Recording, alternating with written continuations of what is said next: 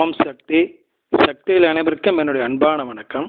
சக்தியிலே நம்ம இது நாள் வரைக்கும் ஆரை மோகன் சொல்லிட்டு இருந்தோம் இல்லைங்களா? இவர் வந்துங்க அப்படி சொல்கிறத விரும்பலை. சக்தி தொண்டன் சொல்லுங்க, அதுதான் எனக்கு கௌரவங்கிறார். அதனால் நம்ம இனிமேல் அப்படி சொல்லலாங்க.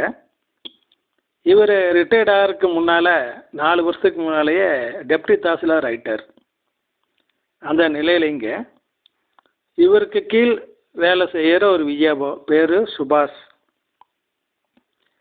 அவருக்கு ஒரு மகள், மூத்தவள், 18-19 வயசு இருக்கு.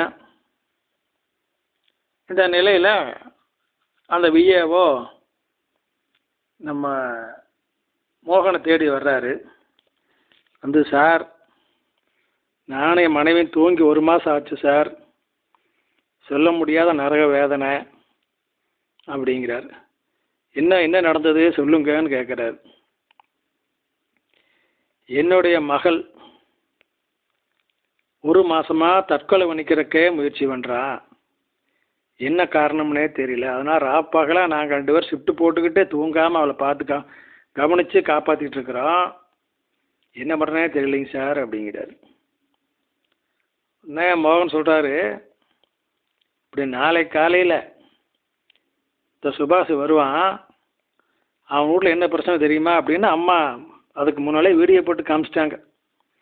இவர் காலையில் வர்றாரு சுபாஷ், நைட்டு அம்மா வீடியோ போட்டு காமிச்சிட்டாங்க தூக்கத்தில். எப்படி காமிச்சாங்க? அந்த பொண்ணு என்ன பண்ணுங்க, சாயந்தர நேரம் தனியாக அவங்க வீட்டுக்கு பின்னால் ஒரு ஒத்தையடி பாதை இருக்குது. அந்த ஒத்தையடி பாதையில் உட்காந்து புஸ்தகம் படிச்சுக்கிட்டு இருக்கு. அதையே ஒரு ஆகாவளி மந்திரவாதி பார்த்துட்டான்.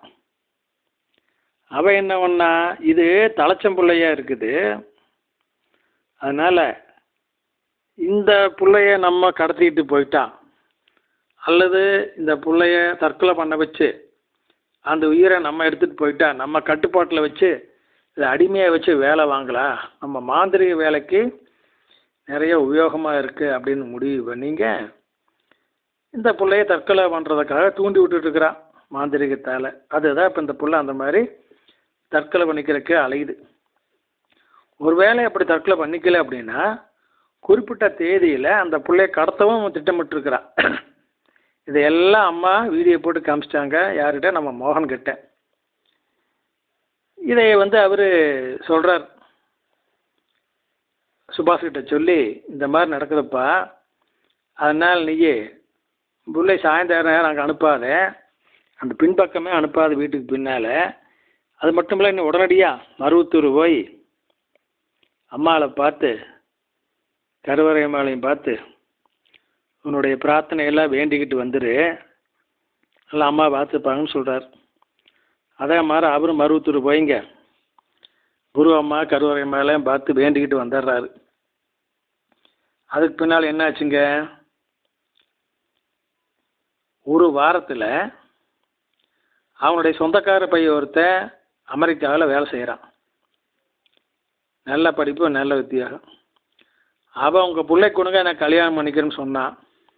அடுத்த ஒரு வாரம், அதாவது மோகன்கிட்ட இந்த ரிப்போர்ட் அவர் சொன்ன 15 நாளில் திருமணம் முடிந்து அந்த பிள்ளை அமெரிக்காவுக்கு போயிட்டான்.